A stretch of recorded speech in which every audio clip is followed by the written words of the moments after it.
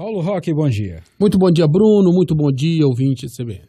Para Brasília e também para todo o Brasil pela internet. Temos recebido mensagem aí de outras cidades fazendo perguntas, pedindo inclusive que a gente fale o 61. O 61, né? Que a gente fala aqui. Qual que é o WhatsApp da coluna?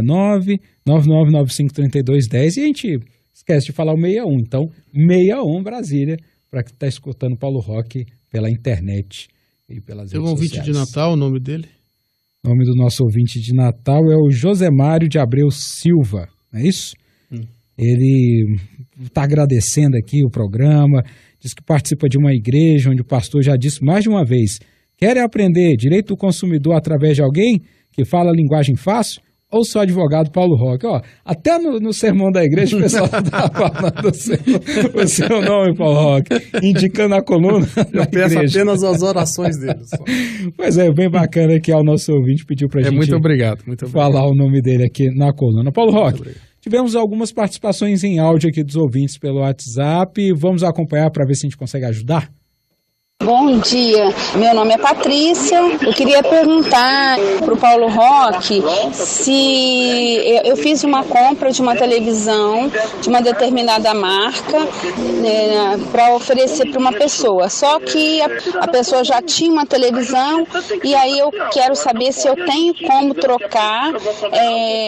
Eu posso trocar essa televisão de uma determinada marca por outra. É porque eu fui para fazer esse negócio e a loja se recusou. Diz que uma vez feita a compra, só que a televisão está dentro da caixa direitinho. Eu queria só saber se eu posso efetuar essa troca. Pode, Paulo Roque, tem que trocar, não tem não? Veja, a lei brasileira nessa questão não permite a troca. Poxa, lá nos Estados Unidos a pessoa até depois de usar nos pode Estados trocar, Unidos não, depois de usar não. Nos Estados Unidos nem lei tem, isso é um costume de todo mercado americano, onde a pessoa compra até 30 dias, apresentando a nota fiscal. Desde que não tenha usado, não chega lá, não vai te perguntar por que você quer trocar ou não quer. O comerciante, o estabelecimento, simplesmente troca a sua mercadoria e te devolve ali em cash. Se pagou em cash, recebe em cash o dinheiro de volta. Se pagou pelo cartão, recebe no próprio cartão.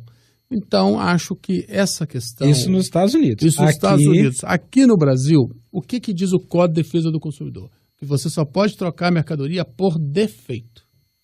Não estando a mercadoria defeituosa, o comerciante troca, se ele quiser, por liberalidade. Então, me parece que essa conduta dos comerciantes brasileiros é absolutamente inadequada e contra eles próprios.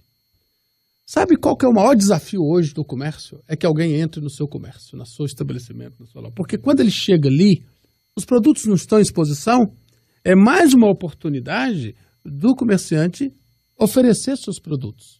E por que o americano faz isso? Ele faz isso porque ele é bonzinho? Não, é porque ele é capitalista ao extremo. Ele sabe que a maioria das pessoas que vai à loja para substituir um produto, primeiro, acaba comprando outro. Segundo, fideliza esse cliente, cria uma boa empatia da relação desse cliente com o estabelecimento, ou seja, dizendo que está interessado mesmo na satisfação desse cliente. Neste caso, a televisão da consumidora está na própria caixa. Está lá na caixa, não foi utilizado. Ela está querendo substituir por outro, de outra marca, não pode. Dá a ideia o seguinte, o comércio brasileiro dá a ideia o seguinte, depois que trata bem o consumidor, até quando ele está ali, diz, olha, esse produto, etc, é muito bom. Vendeu? É como se peguei mais um, agora deixa eu ir embora. O consumidor, 5 minutos depois, volta ali, eu comprei errado, quero trocar mercadoria. Agora não pode, a lei não permite. Sabe qual situação que a lei brasileira permite a devolução em dinheiro da mercadoria sem nenhuma argumentação, sem nenhuma justificativa? A única é quando você compra pela internet. Ou vendas a domicílio que você não compra direto do estabelecimento. A consumidora não explicou aí na sua reportagem, na sua fala, se ela comprou pela internet ou se comprou com algum representante vendendo a domicílio. Mas eu acho que ela fala que foi na loja. Então ela chega a dizer que foi na loja? Tentar então trocar veja, ela foi na loja depois, não quero saber se ela adquiriu antes pela internet. Ela pode ter adquirido na internet e ser atendida na loja. Tem vários, tem vários fornecedores via comércio eletrônico, via internet, que tem lojas físicas e diz, se você tiver algum problema, você vai resolver na loja minha que tem aí no shopping A, B ou C. Então, se ela comprou pela internet, ela no prazo de 7 dias que recebe o produto, não precisa alegar que o produto está com vício, está com defeito, simplesmente devolve. Do mesmo jeito que está fechado, ela devolve e é obrigada a receber o dinheiro de volta. Mais uma participação? Eu queria perguntar aí pro Paulo Roque, é que o meu carro bateu, deu perda total. E aí eu mandei, a seguradora levou o carro embora, eu mandei a documentação toda, só que o carro bateu antes de fazer a vistoria do Detran, e agora eles não querem pagar porque disse que o carro não estava transferido pro meu nome. Apesar do DUT já estar reconhecido firme e tudo, só que como bateu antes, eu queria saber se a seguradora pode fazer isso, se negar a pagar porque o carro não estava no meu nome. Teve um caso como o do ouvinte, que foi à justiça no Paraná, e a Justiça do Paraná deu ganho de causa ao consumidor, dizendo que, o que ele alega? O veículo já era segurado. O veículo já era segurado, foi vendido o veículo e acontece o acidente com o veículo que dá direito à indenização. A seguradora não quis pagar porque nesse período do acidente houve a transferência do veículo. Exatamente como aconteceu com o ouvinte. O tribunal mandou pagar dizendo o seguinte, você está segurando o objeto contra riscos. Você não está segurando propriamente a pessoa. Não é um seguro de vida, onde impessoal, personalista. Você está segurando a coisa. Então, tanto é que quando você vende, você transfere o seguro, você comunica a seguradora está reclamando que não foi comunicada. Você comunica, essa comunicação tem efeito meramente formal. E tem que ser, na verdade, ainda que não tenha a comunicação, não pode usar de má fé. Não pode você ter um carro que você tem o seguro dele normal, não é taxista a pessoa, e você amanhã vende esse carro para um taxista que vai usar no serviço de táxi. O táxi tem um risco muito maior, né, de envolver em sinistro, em acidentes, que propriamente um carro de passeio normal. Então, daí o seguro é mais elevado. Nessa circunstância, a seguradora poderia reclamar. Mas numa situação que passou por uma pessoa do mesmo padrão, mesma faixa etária, ou até não seja da mesma faixa etária, mas não é um profissional da direção, ou seja, não é taxista, não vai usar o carro em comércio, não vai aumentar o risco em si da coisa segurada, não há sentido algum essa recusa da seguradora. Mais uma. Olá, aqui é a Adelina. Eu fiz a compra dos livros da minha filha na livraria indicada pelo colégio onde ela estuda. Essa livraria cobrou 2 vezes no meu cartão de crédito pelos livros. Entregou apenas um kit de livros, mas cobrou 2 vezes o valor de R$ 1.348. Isso foi no dia 31 de janeiro. A livraria não fica aqui em Brasília, é uma livraria virtual. E até hoje não consegui que eles fizessem um estorno no meu cartão de crédito. Já fiz várias comunicações via e-mail, mais ou menos umas 10 comunicações via e-mail. Já fiz várias comunicações por telefone e até hoje nada. Queria saber como eu devo proceder. Neste caso do ouvinte, nós tivemos uma situação no programa anterior, onde o ouvinte teve 10 parcelas pagas em dobro. Em dobro. Essa moda está pegando, né? Eu vendi uma vez, faturo 2. Neste caso, ela tentou comunicar com a loja. Ela também tem que fazer uma comunicação pelo sistema, pelo site da administradora do cartão, informando esse incidente.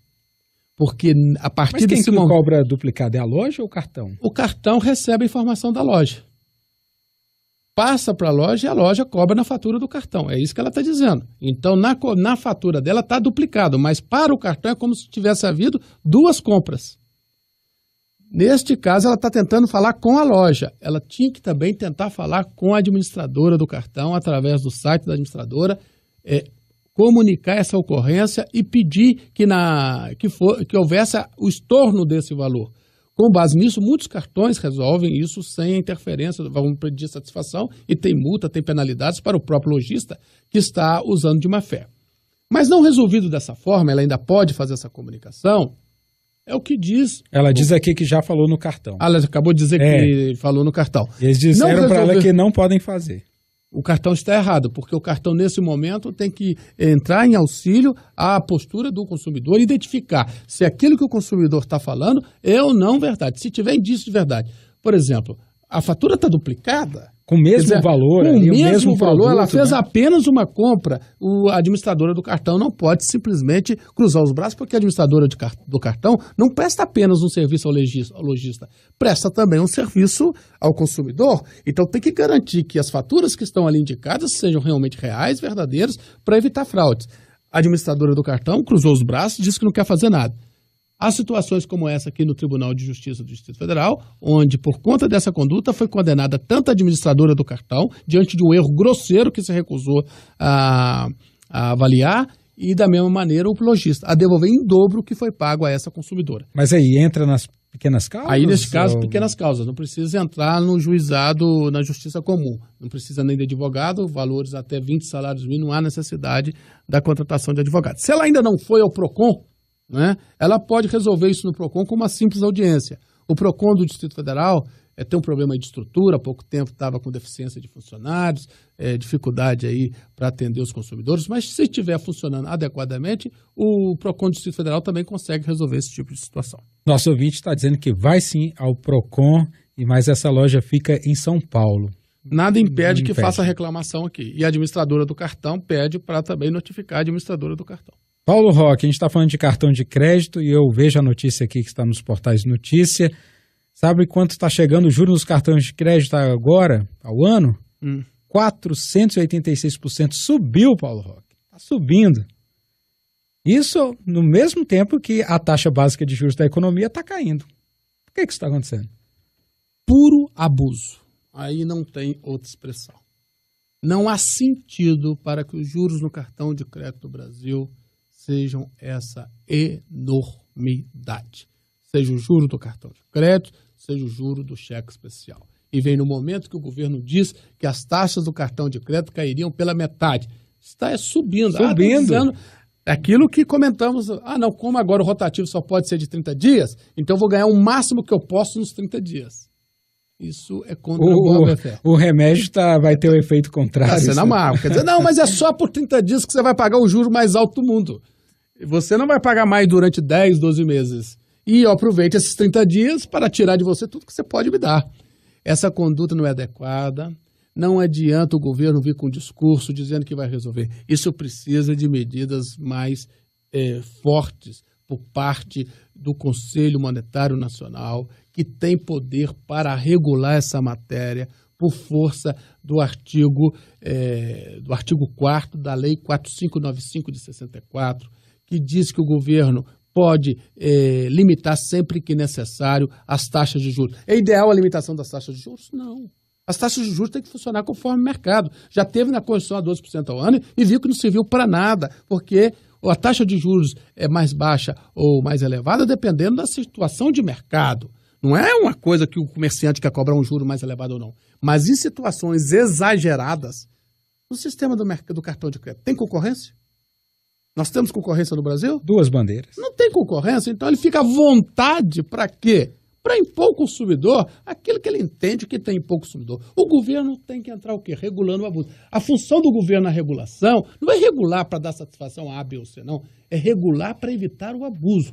Todas as vezes que ele sente que alguém está abusando da sua posição de prevalência sobre outrem para impor obrigações desvantajosas, neste caso aos consumidores, e isso é reiterado, o governo tem que intervir. Senão ele vai deixar a população exposta. É o que está acontecendo. Isso é um absurdo. Em plena época de queda da taxa Selic, vem um cartão de crédito. E numa época que o governo está dizendo que as taxas iam cair pela metade, vem um cartão de crédito e aumenta as taxas. Pois é, no cheque especial, só para não deixar passar, caiu um pouquinho, mas caiu do quê? De 328,6% para 328,3%. Nossa, ainda que queda coisa. Substantiva, hein? Queda caiu demais. Para quem prometia uma queda de 50%, ainda falta abuso muita puro. coisa. Não custa repetir aqui, né? Quando a Forbes foi fazer uma reportagem no Brasil sobre as taxas de juros do cheque especial e do cartão de crédito, a Forbes, não estamos falando de qualquer revista, não, que todo capitalista tem lá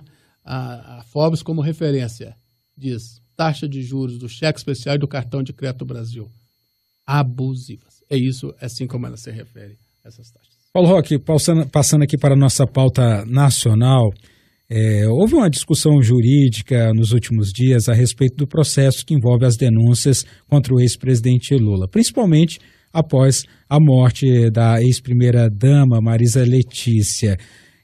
Só para tirar uma dúvida, o processo em que ela era denunciada no âmbito da investigação do que diz respeito ao triplex do Guarujá, ele é automaticamente extinto ao que diz respeito à denúncia da parte dela, não é isso? Exatamente. E com a morte tem que ser extinto, não tem outra saída.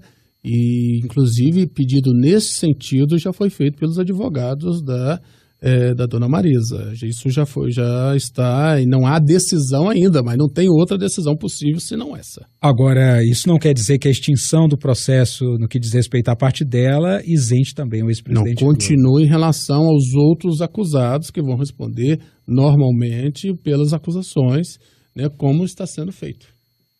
Hoje tem a declaração do presidente do PT, Rui Falcão, que diz que tem certeza que o ex-presidente Lula vai ser condenado porque ele está sendo perseguido. Existe essa perseguição política por parte do Judiciário, dos membros do Ministério Público, da Lava Jato? Olha, eu particularmente até acho que a Lava Jato tem cometido alguns excessos. Mas não é só contra o ex-presidente, é contra inúmeros acusados, né? Mas o que a Justiça tem dito, ela tem corrigido eventuais excessos, na grande maioria dos casos, e tem confirmado a maioria das decisões do juiz Sérgio Moro. 90% das decisões do juiz Sérgio Moro estão sendo confirmadas. Quando o ex-presidente Lula diz que está sendo perseguido, então ele está sendo perseguido não é pelo juiz Sérgio Moro, é pela justiça brasileira como um todo, porque a justiça tem validado tudo até aqui, na grande maioria, né, em 90% dos casos, as decisões do juiz Sérgio Moro. Então, se o ex-presidente está sendo perseguido, é só ele. O Eduardo Cunha, então, não estaria sendo perseguido? O Sérgio Cabral não estaria sendo perseguido? O Giangelo, que está preso, não estaria sendo perseguido? Outro, os publicitários... Duda Mendonça, João Santana... O João Santana, a esposa, estariam sendo perseguidos? Então, aqui... Às vezes, você usa o discurso do marketing para tentar criar um ambiente favorável. E me parece, aqui vem, que esse discurso do ex-presidente está funcionando. Porque não é à toa que o nome dele aparece em destaque nas pesquisas eleitorais. Está dizendo o seguinte, ele está batendo tanto na Lava Jato, está dizendo tanto que ela está perseguindo, que tudo que aparece ali, dinheiro, movimentação, Instituto Lula, né, aquela montanha de dinheiro transferida para o Instituto por uma empreiteira que logo em seguida tem um benefício do governo. A população, a grande maioria, não está acreditando em nada disso, porque ele está fazendo a campanha. Está dizendo, olha, eu estou sendo perseguido. Essas acusações são em função de uma perseguição. Foi até onde para dizer que está sendo perseguido politicamente. Agora, o seguinte... Se tem uma coisa que esse momento o Brasil tem a oferecer ao mundo, é que ninguém está acima da lei. Quantas pessoas estão sendo processadas? E se admitir que o ex-presidente Lula está sendo perseguido, nós temos que admitir que todas essas pessoas que estão sendo condenadas ou vão ser condenadas pela Lava Jato estão sendo perseguidas. E isso não é verdade. O Brasil tem lá a defesa, as pessoas estão exercendo, os acusados estão exercendo as suas defesas. Há um novo paradigma do direito penal, é verdade, concorde ou não, mudou. A questão da prisão preventiva nesse tempo, eu particularmente discordo de um tempo enorme para a prisão preventiva. Acho sim que tem que ter um limite. As pessoas, em princípio, devem aguardar em liberdade o seu julgamento, porque há o princípio da presunção da inocência. Excepcionalmente, quando elas estejam atrapalhando as investigações, colocando em risco a investigação, aí sim cabe uma prisão antes de terminar o processo, porque a prisão regularmente é só quando você é condenado. E o Supremo diz que quando condenado já em segunda instância já pode ser recolhida a prisão. Agora, até nesse sentido, o ex-presidente Lula não estaria tendo um tratamento diferente? Por que ele não foi preso preventivamente? Neste caso, o presidente Lula está tendo um privilégio. Porque é o seguinte, eu já ouvi de um juiz que pela popularidade do presidente Lula, abre aspas, as palavras são dele, o ex-presidente Lula é imprendível. Porque fizeram um ensaio lá, quando fizeram aquela condução coercitiva, com aquele PowerPoint, então, e ele trabalha muito bem o seu marketing para dizer que ele está sendo perseguido, a história é sempre a mesma. Então, mas ele não fala sobre o mérito da investigação. Ele fala que está sendo perseguido. Bate sempre nessa tecla. Mas quando o Ministério Público faz um PowerPoint que diz que ele é o comandante máximo do esquema de corrupção na Petrobras e não o prende, isso não desqualifica? O Ministério Público, nessa questão ali, particularmente, o próprio juiz Sérgio Moro, quando recebeu a denúncia, disse que não ia levar isso em consideração porque isso não tinha nada a ver com nenhuma acusação que estava ali. Ali foi em outras palavras, o Sérgio Moro puxou a orelha. Ele não deu espaço para essa acusação. Acho que o Sérgio Moro comete erros, todo juiz comete erros. Agora, como é que você corrige os erros de um juiz, de um promotor?